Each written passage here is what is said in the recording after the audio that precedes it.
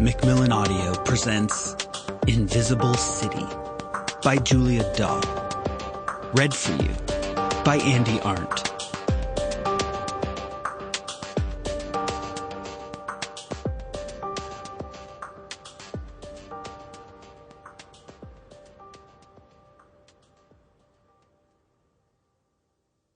Friday. Chapter 1. I was in Chinatown when they called me about the body in Brooklyn. They just pulled a woman out of a scrap pile in Gowanus, says Mike, my editor. Lovely, I say. So I'm off the school? I've spent the past 2 days pacing in front of a middle school, trying to get publishable quotes from preteens or their parents about the brothel the cops busted in the back of an internet cafe around the corner. You're off, says Mike. The rest of the press is on the scene when I arrive at the gas station across from the scrapyard. Pete Calloway from the Ledger is baring his crooked teeth at the NYPD's Deputy Commissioner of Public Information, or as reporters call him, DCPI. DCPI is 6 inches taller and 70 pounds heavier than Pete. It's barely 20 degrees out, and Pete's got his hoodie up, his shoulders hunched against the cold, but DCPI is hatless, scarfless, gloveless, coatless.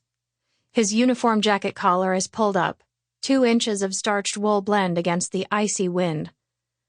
We're hearing she was found without clothes, says Pete. Can you confirm that? DCPI looks over Pete's head and rubs his hands together. Behind him, in the scrapyard along the canal, 2 excavators stand frozen against the sky. The grapples attached to their long arms sway slowly, thin scraps of metal hanging from their teeth. Pete stares up at the cop, who is ignoring him. Both of them are ignoring me. I've seen Pete at multiple crime scenes, but we've never introduced ourselves. Mike and the rest of the editors think Calloway is some kind of crime reporting savant. But it seems to me, after just a few months at scenes with him, that all he is single, dogged, and nosy.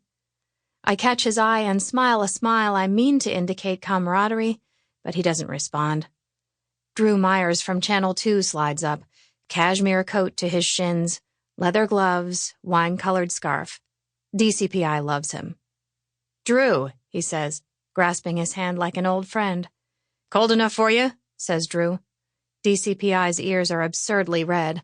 His nose and cheeks and neck glow pink. So what's going on? DCPI lowers his voice. Female. Is she still in there? Asks Drew. Pete and I step in to listen. Don't have that, says DCPI. The ME van hasn't been here, says Pete. Drew looks at DCPI, who confirms Pete's statement with silence. Was there a 911 call? Asks Pete. Yes, says DCPI. What time? I ask. DCPI looks down at me. Can you let me finish, please? I nod.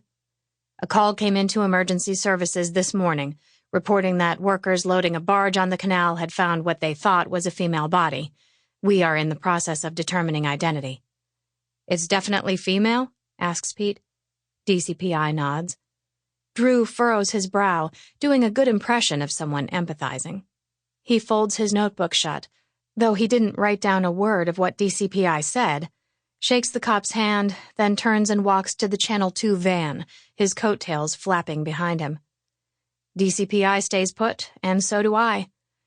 There are several DCPI cops that work crime scenes. I know 2 or 3 by sight, and have one's name, but I've never seen this man before. Can I get your name? I ask. He looks down at me. Can I see your press card?